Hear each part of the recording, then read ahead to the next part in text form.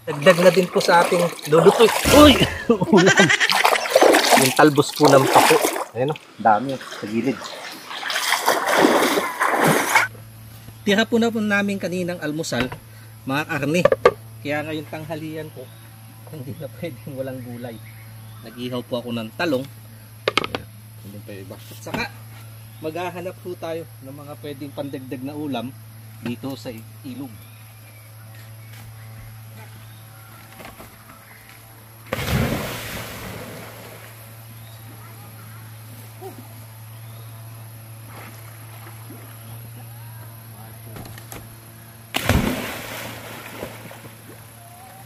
Lamig, yung tubig.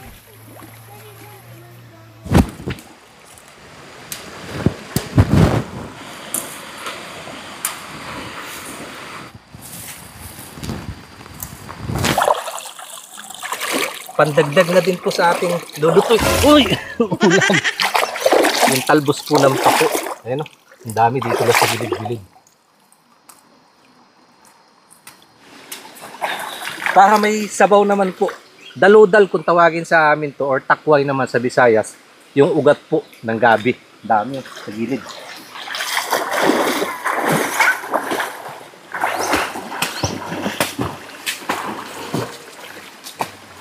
Papakuluan ko lang po sa kamatis itong ugat at saka talbos. Sarap po nga. Pampaalat na bagoong. Gusto nyo? Tataba. Sa salad ko na lang to. Bisitan ko lang po ng kalamansi. Lord, thank you po sa blessing na pinagkaloob mo yung araw. Tagpalain po ito in Jesus' name. Amen. Yung mga nanay niya at saka si ate niya ayaw pang kumain kasi busog pa. Oh, grabe. Ang sarap po ng sabaw. Snacks kasi sila ng snacks kanina. Ako hindi ako kumakain ng between meal eh. Tanghalian. Alas 12. Grabe. Sarap po nito. Panalo. Saka ito yung pako. Yung siladong talong.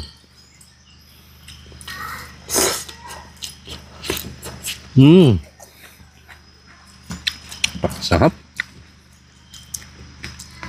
Timplang ko ng bagoong. Ito yung sarap. Sarap din yan.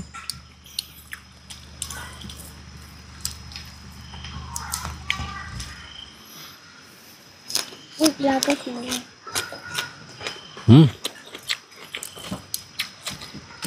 Napakalasa.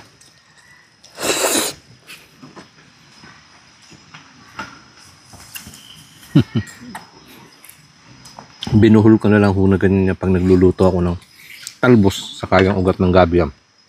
Binubuhol ko. Para hindi ho sumama yung kat eh.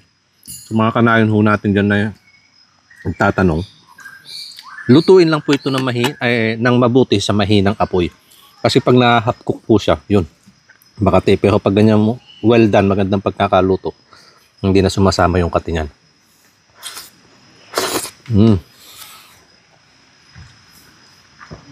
Sarap. Cool!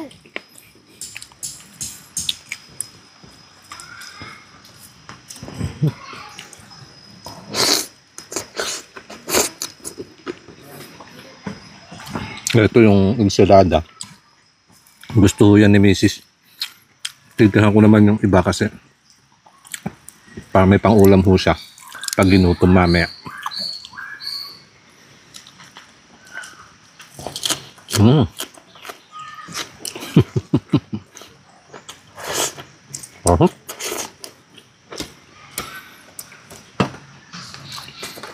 Mga libreng ulam-ulam ho na pwedeng mahanap sa paligid.